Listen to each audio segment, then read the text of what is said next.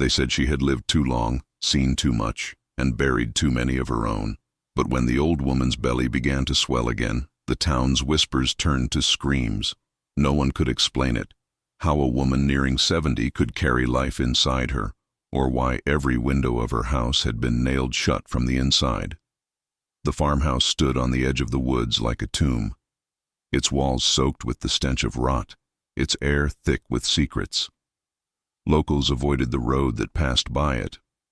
They said, if you slowed your car near that place at night, you'd see silhouettes in the windows, figures that shouldn't exist anymore.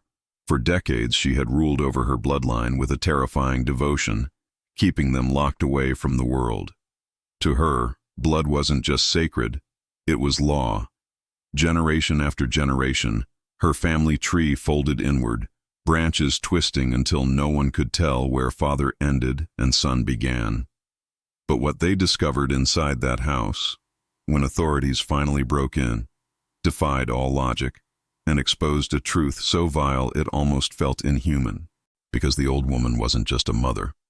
She was carrying the child of her own grandson. And that night, when the storm rolled in and the power went out, someone swore they heard crying from inside the cellar. 2 voices, one old, one newborn. The farmhouse sat at the end of a dirt road that most maps had stopped showing decades ago. Its walls leaned under the weight of centuries, boards rotting and warped from rain that never seemed to stop. Ivy crawled up the sides like veins on an ancient corpse, and the air around it hung still, heavy, and damp. The land itself seemed to breathe with an uneasy pulse, as though something deep beneath the soil was alive, waiting. Locals said the place didn't belong to time anymore. It was a forgotten corner of the Appalachians, where the mountains closed in on themselves and daylight struggled to reach the forest floor. Travelers rarely passed through, and those who did never stayed long. Some said their engines stalled near the property. Others swore they heard crying from the trees. But the truth was, no one wanted to know what happened inside that house, because the silence coming from it felt more dangerous than any scream. The estate had once been grand, owned by a wealthy landowner in the early 1900s. But when the mines closed and families moved away, the property was swallowed by the wilderness. The descendants who stayed were never seen in town again. Groceries stopped being delivered. The postman refused to approach the gate. Over the years, the family built fences higher, hammered metal over windows, and lived entirely cut off from the world. What began as isolation became obsession, generation after generation teaching their children that outsiders were poison, that the bloodline must remain pure. The forest became both shield and prison. Beyond those trees, the world moved on. Electric lights, telephones, highways. But inside the farmhouse, time was trapped somewhere in the past. Candles burned instead of bulbs. Prayers were whispered in languages no one remembered, and names were repeated through generations until identity itself blurred into a haunting echo. The matriarch had grown up within those walls, the last of a line that refused to die out. Her mother's portrait still hung in the parlor, staring down with painted eyes that seemed almost alive. Dust covered everything, yet nothing was ever moved, as if disturbing the stillness might wake something old. When night fell, the only sounds were the creak of wood and the faint scratching of rats inside the walls. The nearest neighbor lived 6 miles away, yet even he claimed he could see a dim orange glow flickering in the windows late at night, like someone holding a lantern and pacing from room to room. But no one ever left through the front door. People in the nearest town remembered strange events over the years. A sheriff once went missing after investigating a complaint about screams heard in the valley. A group of teenagers broke into the house in the 1980s and were found days later wandering barefoot in the woods, unable to speak. They said nothing about what they saw, only that the smell inside was something they could never forget. And when questioned, one of them whispered that the family wasn't just alive, they were watching. Inside the farmhouse, the air felt wrong. Walls were lined with faded family photographs, all of them sharing the same sharp cheekbones, the same pale eyes. Each generation looked more alike than the last. In some pictures, the faces seemed distorted. Eyes too close together, limbs too thin, smiles stretched too wide. It was as if time and blood had folded in on themselves, reshaping flesh into something almost familiar, but not quite human. There were no visitors, no doctors, no births recorded in hospitals, yet children kept appearing. And as the woods thickened and the road disappeared under weeds and fog, the family's existence faded into rumor. Only the house remained, rotting, quiet, waiting for the next secret to be buried beneath its floorboards. She ruled the house like a ghost in daylight, seen by all who lived within its walls, but truly known by none. The matriarch's presence was something between fear and reverence, her voice soft yet commanding enough to silence even the barking dogs outside. Her hair, once black, had turned the color of bone, tied back tightly as if she were holding on to the last thread of control that bound her family together. Every decision, every rule, every life inside that decaying farmhouse circled around her will. The others moved carefully in her shadow, avoiding her eyes, obeying her words as if they carried divine punishment. For her, blood wasn't simply family, it was everything. It was purity, legacy, and curse, all wrapped in one doctrine she had carved into the souls of her children and grandchildren. No one remembered the last time she had stepped beyond the porch. The outside world, she claimed, was diseased. People out there had forgotten their roots, mixed their blood, and lost the strength of their ancestors. She spoke of their family as chosen by something greater, protectors of an ancient lineage that must remain unbroken. But behind her calm sermons lay madness that had festered over years of isolation and grief. When her husband died, some said by his own hand, others whispered she helped him, she never remarried. Instead, she became both mother and god to her descendants, rewriting morality to fit her desires. Those born in the house were told the same story again and again. Outsiders cannot be trusted. Love only your own, and never let the blood dilute. Under her rule, there was no laughter, no childhood, no freedom.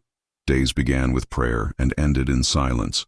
She dictated who married whom, who slept where, who could speak and who must not. Every relationship was a transaction of bloodlines. The younger ones didn't question her. They couldn't. The fear of being cast out into the woods, left to starve, was worse than death itself. Some who tried to escape were never seen again, their names scratched off family records as though they had never existed. The matriarch kept a ledger, thick with dust and age, filled with names and birth dates written in her elegant but trembling hand. Every time a child was born, she marked it down, tracing the lineage back generations.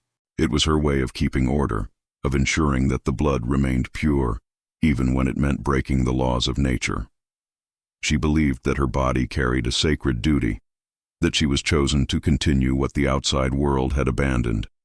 Her obsession twisted her love into possession, her guidance into control. Over time, her face hardened into something almost statuesque, expressionless yet filled with silent rage whenever anyone questioned her. Her daughters feared her most, knowing that any show of affection or independence could be seen as rebellion. The sons, meanwhile, grew into her soldiers, loyal and blind, raised to obey rather than think. In her mind, she was not a villain but a protector, the last guardian of a holy secret that the world would never understand. And yet, behind her unwavering faith in her own righteousness, there were cracks. Late at night, she would sit by the window, her reflection faint in the glass, whispering to someone who wasn't there. Some said she talked to her dead mother. Others believed she was praying. But a few thought she was talking to herself, to the part of her that still knew the truth but couldn't face it. The farmhouse had turned into her temple, her prison, and her weapon. Every creak of the floorboard, every flicker of candlelight echoed her authority. Those who defied her vanished quietly. Those who obeyed lived on, haunted, carrying her curse in their veins. To the outside world, she was nothing more than a myth, a name buried in dust and rumor. But inside that rotting kingdom, she was law, and her word was the only truth anyone dared to believe. It began on a night when the rain didn't stop for 3 days. The sky hung low over the mountains, swallowing the moonlight, and thunder rolled through the valley like the growl of something waking. Inside the farmhouse, the candles flickered against the damp air, their flames bending in the draft that came through the broken walls. The matriarch sat at the table, waiting, her eyes fixed on the door. Her daughter had been gone for almost a year, vanished without warning, leaving only a blood-stained shawl hanging by the fence. Everyone assumed she was dead, swallowed by the forest or taken by someone from the outside world. But the matriarch never believed it. She said the girl would return because blood always finds its way back home, and when it does, it brings truth with it. When the door finally opened that night, it wasn't joy that filled the air, but silence. The daughter stepped inside, drenched and shivering, her face pale as the dead, eyes hollow as if she had seen something that language couldn't describe. Her hands clutched her stomach as though she were holding in a secret she didn't want to release. No one spoke. The matriarch rose slowly, the candlelight stretching her shadow across the wall, and she walked toward her child. She didn't ask where she had been or who she had seen. She simply placed a hand on her daughter's cheek and whispered something so softly that no one else could hear. That night, every door in the house was locked, every curtain drawn. By morning, the daughter's bed was soaked with blood and tears, and the house fell into weeks of uneasy quiet. The months that followed were heavy with dread. The girl's belly began to swell, and the matriarch forbade anyone from asking questions. She called it a blessing, a sign that their bloodline would continue. But there was something unnatural in the way the pregnancy grew. The girl cried in her sleep, screamed at shadows, and whispered the same phrase over and over. He said we were one. Sometimes the others heard footsteps outside her room at night, too heavy to be hers. The matriarch dismissed it all as nonsense, warning everyone that disobedience would bring ruin. But even she couldn't hide the fear in her eyes when the crying started coming from behind locked doors where no one was supposed to be. When the child was finally born, it was in complete darkness. The storm had taken the power, and the midwife, one of the few still brave enough to enter that cursed house, would later say she had never seen a baby so silent. No cry, no movement, just a pair of eyes that seemed too knowing for something so new. The matriarch took the infant in her arms before anyone else could touch it. She smiled, but it was not a smile of love. It was victory. She claimed the child as hers to raise, announcing that the daughter was unfit, too fragile, too tainted by the outside world. The young mother disappeared soon after, her bed empty one morning as if she had never been there at all. The matriarch said she left again, but no one believed it. Some whispered she was buried beneath the garden, under the roses that bloomed brighter that year than ever before. The child grew fast, strong and silent, always at the matriarch's side. The others were forbidden to call him grandson or nephew. He was simply the heir. And as he grew older, people noticed he looked nothing like any child born before him. His features too close to hers, his eyes the same gray-green as the old woman's. Whispers began again, darker this time, about what might have really happened during the daughter's disappearance and who the father of that child truly was. But the matriarch never allowed those words to be spoken aloud. She only said one thing whenever someone dared to look too long at the boy. He carries our blood in its purest form. And in her voice there was both pride and something far colder, something that made even the walls seem to breathe slower, as if the house itself knew the curse had just begun. The boy grew up in a world where walls replaced horizons and silence was the only lullaby he ever knew. From the day he could walk, the matriarch kept him close, too close. He followed her through the creaking halls like a shadow, his small footsteps echoing behind her as if rehearsing to take her place one day. He was never told who his mother was. The family pretended she had never existed, her name erased from the old family Bible and her picture burned in the kitchen stove. Whenever he asked questions about where he came from, the matriarch would smile that cold, knowing smile and say, "You came from us, my dear. From our blood, pure and strong. That is all that matters." And he believed her, because he had never been taught how to doubt. The other children feared him.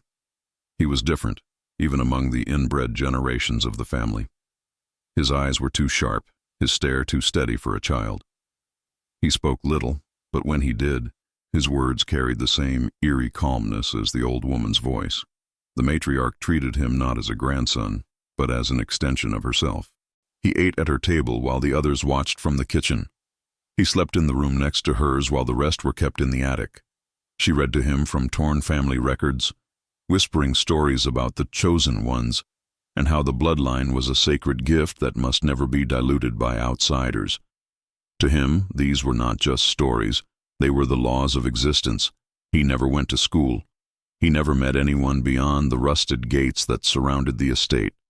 When strangers came near, the dogs were released.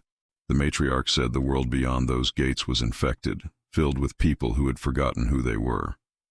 Out there they mix blood, she would say, her tone filled with disgust. They breed weakness.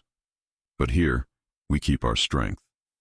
As the boy grew older, those words sank deeper, shaping his thoughts, bending his mind. He began to look at the others in the house, the cousins, the uncles, the silent women, as lesser beings, weak branches of the same tree that only he and the matriarch could keep alive. Sometimes at night he heard whispers from the servants or the older cousins, half warnings, half prayers. They spoke of the girl who had vanished years ago, the one the matriarch never mentioned. He would listen quietly through the walls, hearing fragments of truth he could not understand. Her eyes were like his, one of them once said, the same gray-green color. But before he could make sense of it, the matriarch's footsteps would echo down the corridor, and all voices would vanish into the dark. She seemed to know when anyone spoke her secrets aloud, as though the house itself told her. The boy began having dreams as he entered his teenage years, visions of a woman calling his name from the edge of the woods, her face blurry, her voice trembling. In those dreams, he would follow her, only to wake up drenched in sweat before reaching her. The matriarch told him it was nothing but temptation, the curse of weak minds. She forbade him from sleeping with his window open, saying the forest carried evil spirits. But deep down, he felt something calling him, something his grandmother's rules couldn't silence. Despite his confusion, he couldn't escape her influence. She praised him for his intelligence, his obedience, his resemblance to her. Every compliment was a thread pulling him closer to her control. She made him believe that his destiny was tied to the survival of the family, that he was born to continue their legacy. The more she filled his mind with her poison, the more he began to see her as the only truth in his world. The bond between them grew stronger, darker, and more suffocating with every year. What neither of them said aloud, but both somehow understood, was that the boy was not just her heir. He was her creation. Every drop of his blood belonged to her. And as time passed, it became clear that the matriarch hadn't simply raised him to lead the family. She was shaping him to become her mirror, her replacement, and eventually her most forbidden possession. By the time the boy reached manhood, the lines between love, loyalty, and control had blurred into something neither of them could name. The matriarch watched him grow with an intensity that unsettled even the most obedient members of the household. He was tall now, his voice deep and steady, carrying an echo of her tone. When he spoke, the others listened, not because they wanted to, but because they had been conditioned to. He had become her reflection, molded by years of whispers and isolation, his mind shaped entirely by her beliefs. But beneath that obedience, something darker stirred, something she had planted but no longer controlled. The affection she had once disguised as maternal began to twist into an obsession neither holy nor human. She had bound him to her with fear and devotion, but in doing so she had created a mirror that began to stare back at her. It began subtly, like a shift in the wind. He started questioning small things, why no one was allowed beyond the gate, why the other family members always avoided his gaze, why the graves behind the house were unmarked. The matriarch would silence him with a look, but his curiosity no longer bowed to fear. When he found the old photographs hidden in the cellar, pictures of his mother, the daughter who had vanished, something inside him cracked.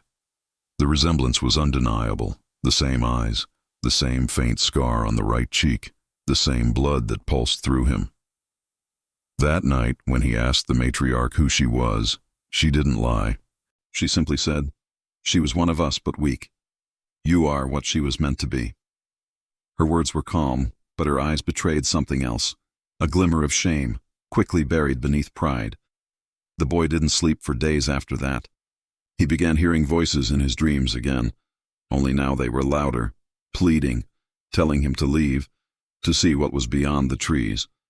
But every time he tried to think of escape, he would find himself standing at the matriarch's door, unable to move, his body drawn to her presence like a moth to flame. She comforted him as she always did, stroking his hair, whispering that the world outside would destroy him, that only she could keep him safe. Her touch lingered too long, her voice too soft, her eyes filled with something that crossed the line between motherly and forbidden. She had lost her daughter to rebellion. She would not lose him to the same fate. The rest of the family saw what was happening but dared not interfere. They kept their heads down, pretending not to notice the nights he spent in her room, the way she called him by his grandfather's name when she thought no one was listening. The air in the house thickened with unease, the tension rotting like the wood beneath their feet. The boy began to change. His confusion turned to anger, his love to fear. He would lash out one moment, then fall to his knees the next, begging for her forgiveness. She told him it was the curse of their blood, that their closeness was divine, not sinful. But somewhere inside he knew she was lying. The love she had taught him was not love. It was possession disguised as destiny. One night, during a storm that rattled the entire house, he tried to leave. He packed a small bag and crept toward the gate. But she was already there, standing barefoot in the rain, waiting for him as if she had read his thoughts. Her face was calm, her voice trembling only slightly when she said, "You cannot leave me. You are me." And he believed her again, because he didn't know how not to.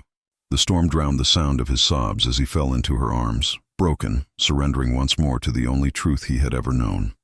In that moment, the line between grandson and lover disappeared, and the curse of the bloodline sealed itself again, not through violence but through devotion twisted into horror. The forbidden bond was no longer hidden. It had become the heart of the family's legacy, the point of no return that would doom every generation that followed. It started as whispers carried through the valley, faint at first, then spreading like the smell of decay after rain. The old woman, they said, was pregnant again. The words sounded absurd, impossible, yet no one could laugh. Those who had seen her recently spoke in hushed tones about how her body had changed, the way she held her belly, the way she moved slower but smiled more often. The matriarch had always been a strange figure to the few who still remembered she existed, but now the rumors painted her as something otherworldly, something that defied nature itself. Some said it was a curse, others said it was punishment. But the oldest people in town just shook their heads and muttered that the blood in that family had been turning in on itself for too long, and now it had begun to rot from within. Inside the farmhouse, the truth was even more grotesque than the rumors. The boy, now a man but still a prisoner of her will, lived in silence beside her, haunted by guilt and confusion. He could no longer meet his own reflection without seeing her eyes staring back. The nights they shared had become rituals of madness, each one justified by her words that what they were doing was holy, that their union would birth a child untouched by the sins of the outside world. She told him their love would purify the bloodline, cleanse it of weakness, and restore the family to its ancient power. He believed her, or perhaps he just couldn't imagine a world beyond her voice. The house had no clocks, no calendars, no seasons anymore, only her rules and his obedience. The pregnancy changed everything. The matriarch became almost radiant, her frail body moving with new energy, her eyes burning with feverish determination. She ordered the others in the household to obey her every command without question. Rooms were cleared, linens replaced, candles burned at all hours. The family rarely saw her, but when they did, she spoke with unsettling calmness, telling them a new age was coming, one that would wash away the sins of the world and restore purity to their blood. Her words were sermons, her body the altar. Those who dared to question were silenced with threats, or worse, disappeared into the basement that no one ever entered twice. The boy, now hollow-eyed and trembling, avoided everyone, his hands constantly shaking, as if the truth itself was burning under his skin. When the pregnancy reached its final months, strange things began happening in the house. The walls seemed to groan at night as if breathing. The air carried an unbearable smell of iron and dampness. Visitors who came near the property said they heard cries from deep within the ground, like something buried was trying to claw its way out. Even the animals stayed away. Dogs refused to approach the gate. Birds flew in wide circles around the land. The matriarch's health began to decline rapidly, yet her stomach swelled unnaturally, as though something inside her refused to stop growing. The boy begged her to see a doctor, but she laughed, saying the world's medicine was poison and that her child would not be born under unclean hands. She claimed the child spoke to her in dreams, telling her that he would be the beginning and the end of their line, that his birth would make their blood immortal. The night she went into labor, the sky split open with thunder. The storm seemed to center itself above the house, lightning flashing again and again, revealing the figures moving behind the curtains. No one dared enter her room except the boy, whose screams were heard long after the thunder faded. When the storm finally broke and the rain stopped, the house fell silent. The next morning, smoke rose from the chimney, and the matriarch's window was wide open, the curtains blowing in the cold wind. Those who went near swore they heard two sounds coming from inside, one the weak cry of a newborn, the other the deep, uneven breathing of the old woman who had somehow survived what no one should have. And though no one ever saw her again, the family claimed she was resting, her mission complete. Yet every few nights lights still flickered in that room, as if someone or something was rocking a cradle that never stopped moving. When the first investigator arrived, the house had already been abandoned for weeks. The air was thick with the stench of mildew and something fouler beneath it, something metallic like old blood and rot. The front door was hanging by one hinge, clawed open as if by desperate hands. Dust lay over everything, but there were footprints, small, erratic, fresh. The town sheriff, who had spent his whole life hearing the rumors about the cursed family, stood at the threshold and hesitated before stepping in. The silence inside was suffocating. Furniture lay overturned, walls streaked with what looked like candle soot and dried fluids that no one wanted to name. The place felt alive in its decay, as if the house itself remembered everything that had happened, and was still feeding on the memory of it. The investigation had begun when the nearest town received reports of a strange smell coming from the property, carried miles by the wind. When locals finally gathered the courage to approach, they found no signs of life, only boarded windows, a flickering light in one upstairs room, and the faint sound of crying that faded whenever anyone came near. What they didn't know was that beneath the house lay something far worse than they imagined. When authorities began to dig around the property, they found shallow graves hidden under piles of leaves, bones stacked neatly as if arranged by ritual. Some graves were decades old, others disturbingly fresh. Most had no markers, just small symbols carved into wooden planks. The same repeated over and over, the family's ancient emblem, a twisted tree whose branches circled back into its roots.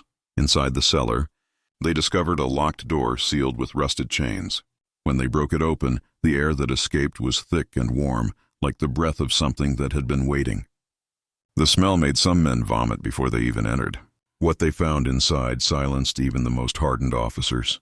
There were rows of old metal beds, restraints attached to each, stained with dark streaks.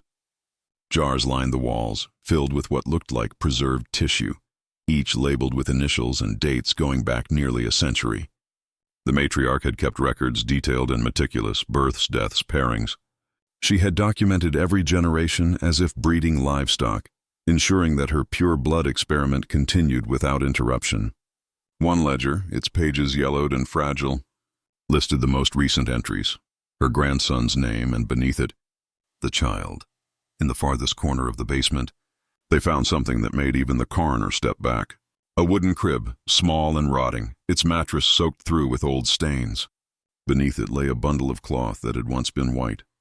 Inside was the remains of an infant, its bones twisted, its skull malformed, the evidence of what years of inbreeding had done to the family's lineage.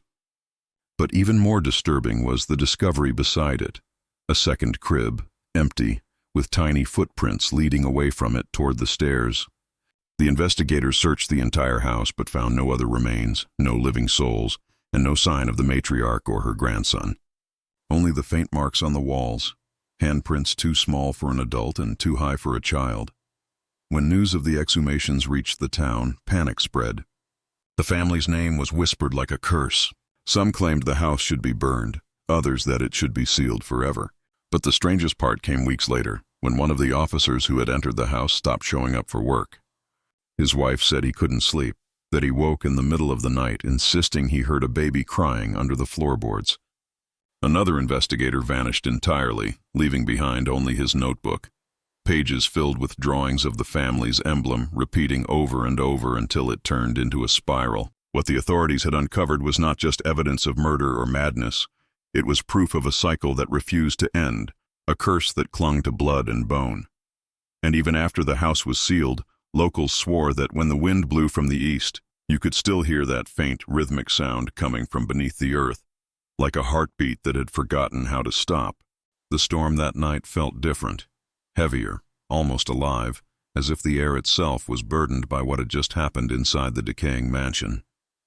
Whispers of betrayal and sin echoed through the broken corridors, and for the first time, the truth that had been buried for generations clawed its way to the surface. The grandson, trembling and pale, stood face to face with the matriarch who had orchestrated every twisted thread of their family's existence. The truth wasn't just about inbreeding anymore. It was about control, manipulation, and the sick belief that blood must never leave its own circle. Every diary entry, every family portrait, every sealed letter in that house painted a picture of madness disguised as devotion. He realized then that he wasn't just her grandson. He was also her pawn, created and raised for a purpose more horrifying than he could ever comprehend. The matriarch's eyes gleamed with an unsettling calm, as if she had accepted the curse and passed it willingly to him. She whispered something that shattered the last fragments of his sanity, something about legacy, purity, and destiny, and then smiled as lightning struck the house, illuminating the photographs on the wall. Each face looked eerily similar, generation after generation, their eyes carrying the same haunted emptiness.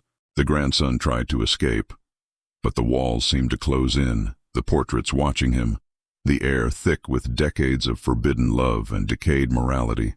He stumbled through the halls, tripping over relics of a time that refused to die, until he reached the basement where the family records were kept. What he found there turned his fear into horror. Birth certificates with crossed-out fathers, all replaced by the same name, hers. Every branch of their family tree traced back to one root, the matriarch herself. She had been the mother, grandmother, and even great-grandmother to almost every life born in that cursed bloodline. Her obsession with keeping the blood pure had destroyed generations, twisting love into perversion and motherhood into ownership. And now, standing over the last surviving records, he saw his own name written in her trembling hand, connected to hers not just by ancestry, but by something far darker. The weight of it crushed him as he heard her voice again, echoing down the stairwell, calm and gentle, calling his name like she had when he was a child. But this time, her tone carried something else, an expectation, a demand, a final command to continue what she had begun. He looked around the room one last time, realizing that escaping the house wouldn't save him, because the blood itself was a prison. The curse wasn't in the walls, it was in him. And as the thunder rolled and her footsteps drew closer, he understood what she had meant by legacy. It wasn't just a story of the past, it was a cycle, destined to repeat as long as their blood still flowed, and perhaps somewhere in that cursed house it already had. If you're still watching and this story sent chills down your spine, make sure to like, comment, and subscribe for more untold horrors buried in forgotten bloodlines.